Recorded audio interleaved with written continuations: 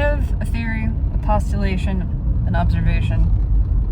It's not new. I don't think I'm terribly original in this, but it does seem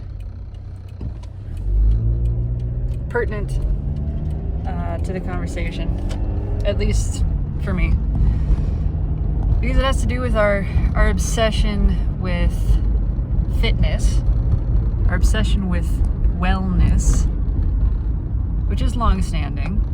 It is only fairly recently that it's been industrialized and commercialized the way that it is now, but that has been an obsession for humans for a very long time. Wellness, beauty, longevity, these things.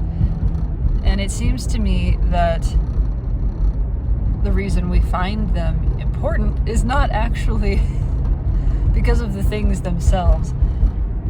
It's as a social currency.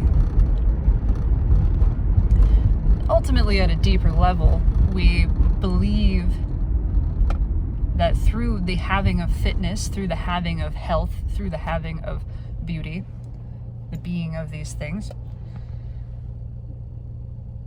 that we will achieve, we're able to trade them for a better social standing,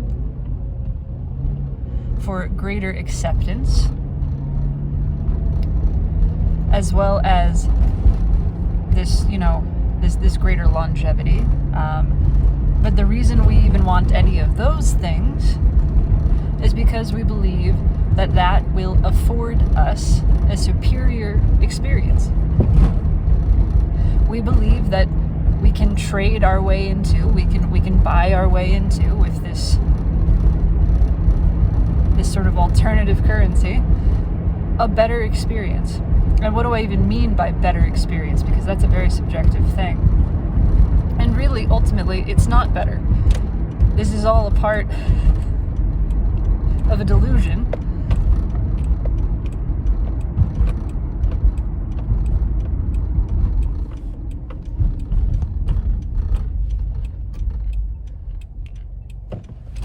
And I'm not arguing that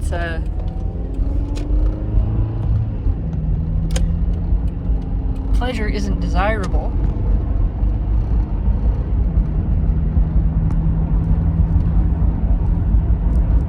But that satisfaction and peace, this is what we think we're achieving from this better experience. What we think that we're buying into is peace of mind and satisfaction of soul.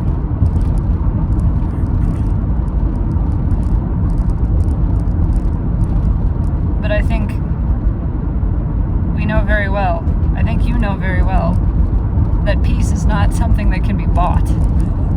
And that any peace that is sold to you cannot be the genuine article.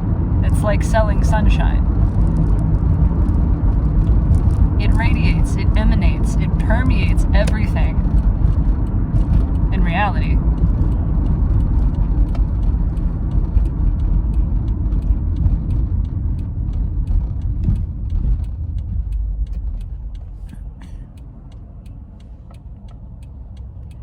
And so this kind of peace, and I'm about to post a video that touches on this, is this version of peace, this idea, this conceptual peace that is not really the thing. It's the prerequisite for it is the absence of other conditions, the absence of conditions that are deemed miserable. That itself is a story. There are conditions. Conditions exist. Some of them produce sensations that are easy to find pleasurable, readily so. Others produce sensations that are quite intense and painful.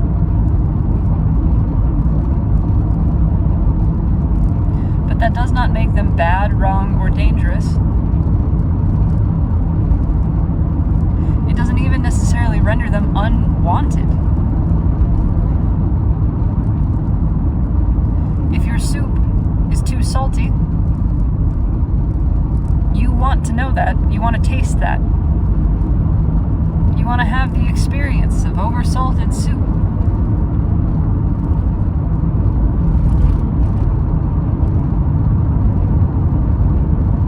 And it's tempting to call it unpleasant, but that's not really what it is. It is just an experience. It might create within you, stir within you, the desire to move some other direction, but that is no different from walking in the dark and bumping into a wall and realizing there's a wall here. I will go to the right now, where there is no wall. It's just navigational information for where you might like to move next. But no part of this landscape is better or worse than any other. And honestly, if you want to stand there bumping into the wall repeatedly, there's nothing wrong with that. Maybe you're really fascinated by the texture of this wall. Keep touching it. Keep bumping it. It's fine. Keep oversalting the soup. It's not a problem.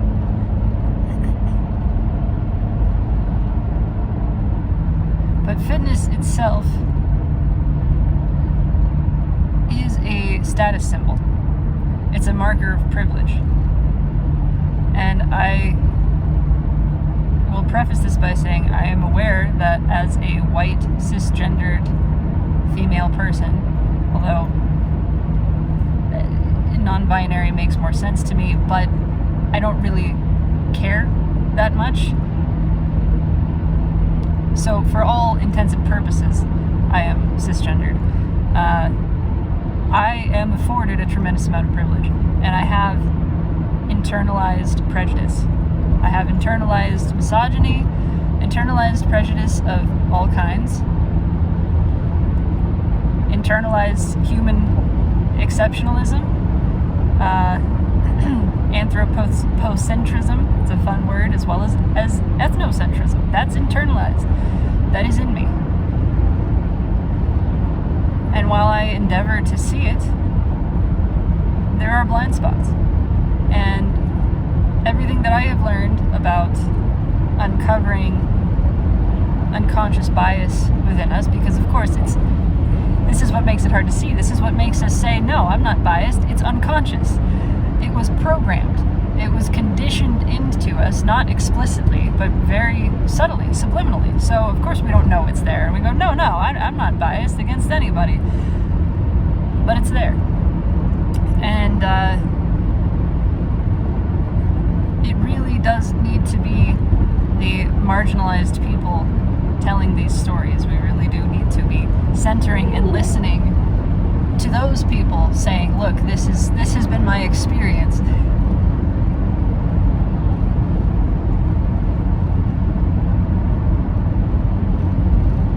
And everything that I have learned from people who are marginalized and very acutely aware of this. So, just gonna preface everything with that. We all have internalized prejudice. I am not an exception. But I can see that fitness just it's combined with beauty, right? So again, this is nothing new. I haven't read the book. I really want to read the book. I believe it's called The Belly of the Beast, that discusses this at length. And I believe the author uses the term desire currency. It's a social currency. Essentially that makes you apparently more desirable to be around because of the way that you elevate another person's status, because you make another person more desirable to be around. None of it has anything to do with like your actual personality, or I mean it's all of this totally made up thing. have been imbued arbitrarily with status because you meet the markers of status, of superiority, as defined by those at the center of the system, the center of the superiority complex, which it is white men. The closer you get to that ideal, the more status you are afforded, the more other people want to be around you because you lift them up in status. And again, the only reason that we think we want this is because we think it's going to buy us a better experience, a superior experience. We are taught to desire longevity. First, we want the fitness because we think the fitness is going to buy us longevity, that it's going to afford us health, and a greater social acceptance. And a combination of these things is going to give us a superior experience of life on this planet. And so as a part of that myth, that narrative, we are taught to fear everything that is not that. And we fear it because we are taught that it is miserable. But backing up just a little bit, before I get to that, is that fitness is a privilege. It is a privilege that not everyone has access to. It requires time, it requires energy, substantial amounts of energy. Not everybody has those things. Many people will never have those things. If you have one, you may not have the other. Maybe you've got loads of time, but no energy.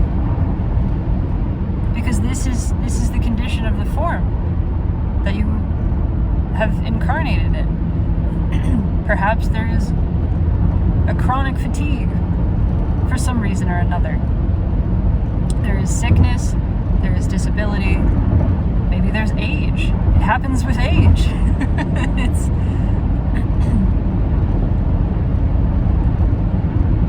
And so already this is serving a very small segment of people who have access to, they have an abundance of both time and energy, which would also likely imply an abundance of money as well, access to money.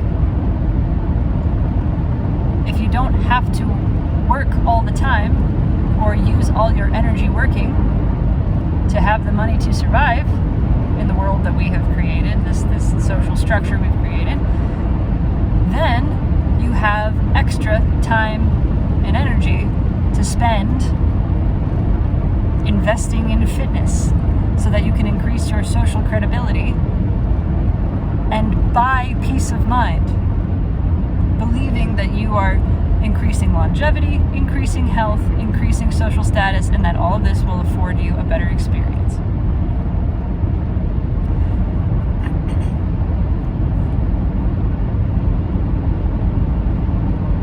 The majority of people do not have access to the time or the energy required to invest in and see the returns on fitness as it is defined and understood today. Never mind the fact that certain bodies look different ways. Even if they are fit, they will not have the same appearance as other bodies. And it is really a very specific version of fitness that is held as the standard. And so a great many bodies, even if they have the time and the energy to invest, will never achieve the gold standard of fitness because that is not the way that their bodies work. They will never have the appearance that they are after, the appearance, because once again, this is all just appearance. There's nothing substantive to any of this. It's the appearance of superiority. It's the appearance of fitness, of beauty, of wealth, of status, whatever. All this stuff is made up. And all we care about in the social currency is the way that it looks.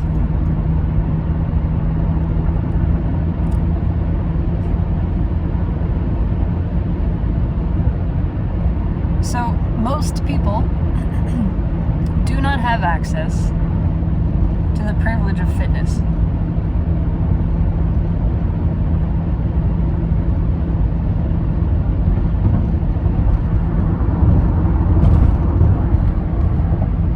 But the real kicker is that they don't need it. This is the reality of privilege. We still need to talk about it. We still need to unwind. We need to talk about it to unwind this narrative. The truth at the end of the day is you don't need privilege to feel satisfaction and peace. You don't need privilege to have the experience, the quality of experience that you want, that all of us want, to feel satisfied and peaceful.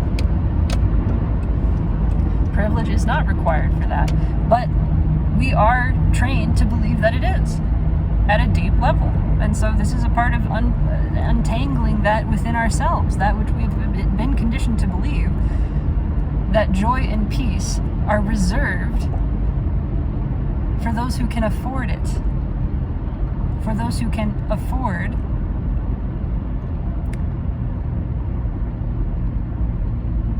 the health, the financial wealth, the fitness, the appearance of superiority. We are conditioned to believe that the appearance of superiority means that you are granted a superior experience, and that simply isn't true. And so, here's where we reach the part where we rewound a little earlier. A part of this narrative requires that anything that does not fit the appearance of superiority must, therefore, be miserable. It must be misery-inducing. And if you are to reinforce this narrative, this myth, you are not allowed to experience satisfaction and peace unconditionally. If you are sick, if you are poor, if you are fat, if you are disabled, if you're female, if you are transgender, if you are queer, if you are a black or indigenous person of color, if you are old, you are not allowed to feel good. It's not that you can't. That's not reality. You are not allowed by the culture. The cultural conditioning insists you must be miserable and you must demonstrate your misery in order to reinforce the rest of this narrative. Otherwise, the whole thing collapses. Otherwise, the social status, the currency means nothing. Otherwise, all of this peace that we've been selling is revealed as snake oil. It all goes up in smoke. And I would dare to say that the number one product of America, certainly, and Western culture at large, is peace of mind. That is what we are selling more than anything else. Peace of mind. Think about how massive the insurance industry is in this country. The medical industrial complex is that way for a reason. And then the health, wellness, and beauty industry. These are the foundations of our economy. Then there's other kinds of insurance that is technological, secure your property, secure your car, secure your data. God, there's so much to secure. There's so much to insure against for peace of mind. Can you just hear all of the commercials for all of the bullshit that give your loved ones peace of mind this holiday season? It's God, that's what we're selling is peace. When the great irony is peace is right fucking here. And when you stop making war against what is, peace happens. All it takes for peace is for you to put down the fucking weapon. And then, it's just rising from the landscape. It's emanating. Peace, right here. Satisfaction, right here. Not a conditional thing. Irrelevant. Conditions are irrelevant.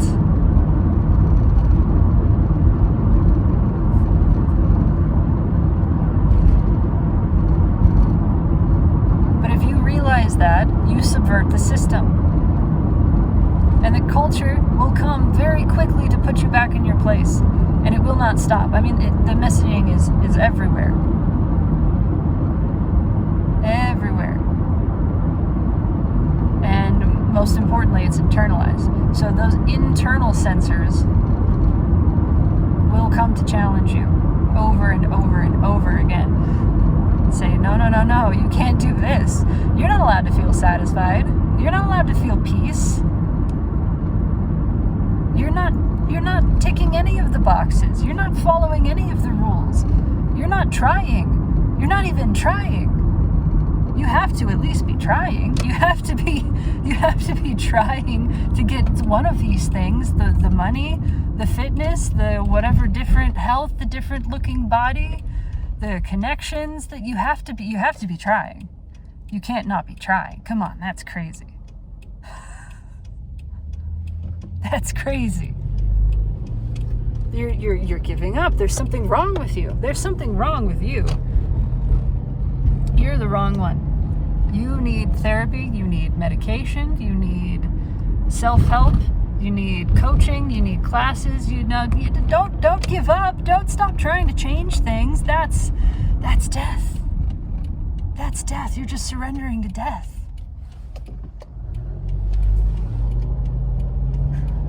Joy, peace, and satisfaction right now by no longer being at war, by no longer trying to fend off death. Oh, because that's a big thing we're at war with. If we're not fighting off death and we're at peace with what is,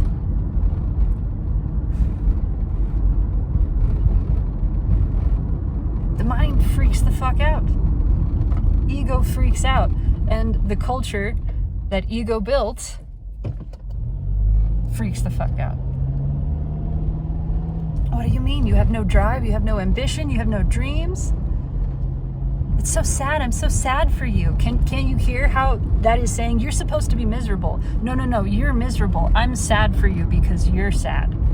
I'm telling you to be sad again because I can't take this, because you are disassembling the entire myth that my identity is constructed on. I'm so sad for you. Go back to being miserable.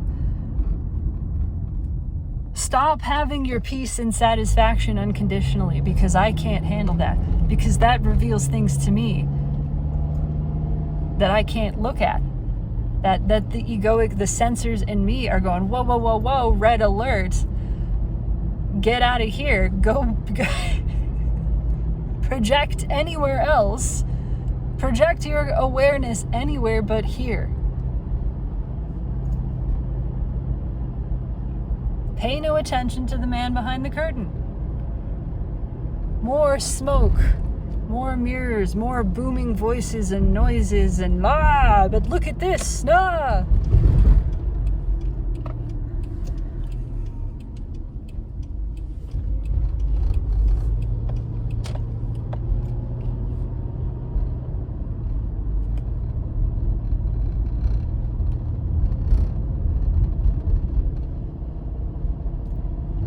When we stop making war with what is, peace happens. And satisfaction along with it. They just arise. Turns out they're always here. But your awakening to that fact challenges and dismantles The entire narrative, that egoic identity, all of it at its core is based on.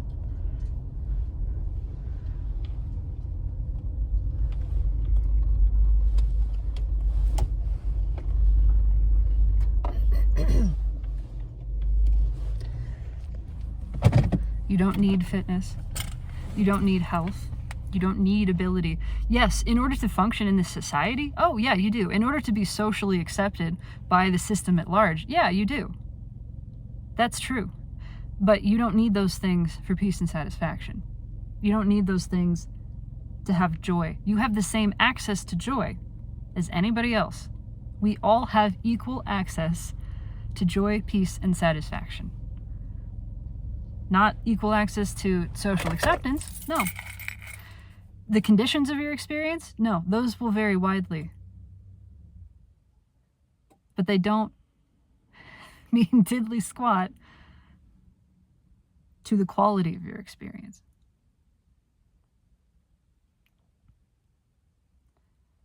All we ever have to do is stop fighting to have peace. Put down the roots where you are.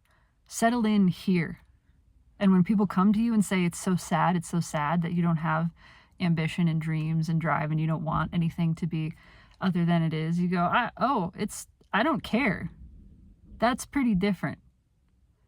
Things can be however they want to be. They're free to change. But I am where I am, and that doesn't change, really. It really doesn't. And you can know that you're triggering them. They are projecting the narrative upon you. They're trying to force you back into the box because what you are doing, demonstrating your unconditional peace, is really unsettling to them. It's tugging at the threads of this identity. And it's not just their identity. It's the cultural identity. It's the identity of humans. The identity of humankind, humanity. That's pretty huge. But whenever you hear the people talking about all of the things that they're working on and all of the projects and all of the doing and the achievements and the accomplishments and the courses and the classes and the tests that's fine. There's nothing wrong with doing any of that. You can just kick back and say, yeah, I'm just hanging out. You don't need to feel recognize if there's pressure within you. Recognize the feeling of the pressure. And just say, that's cool. I'm at peace with that. I'm not fighting you in the way that you're choosing to be in this world. That's fine. I'm really just here with what is. And if they test you on that, if they push on that,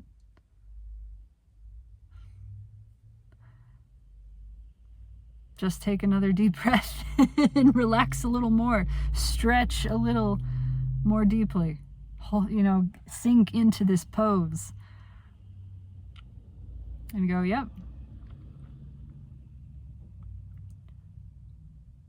I'm not on the treadmill because it's not going to get me anything. I could do it. I could do that experience. That's fine.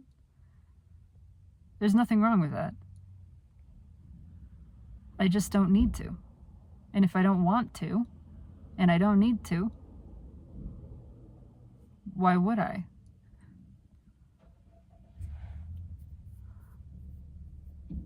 We have equal access. We have equal access to satisfaction and peace. We have equal access to joy. We do not have equal access to the socially distributed resources of this constructed world. We do not.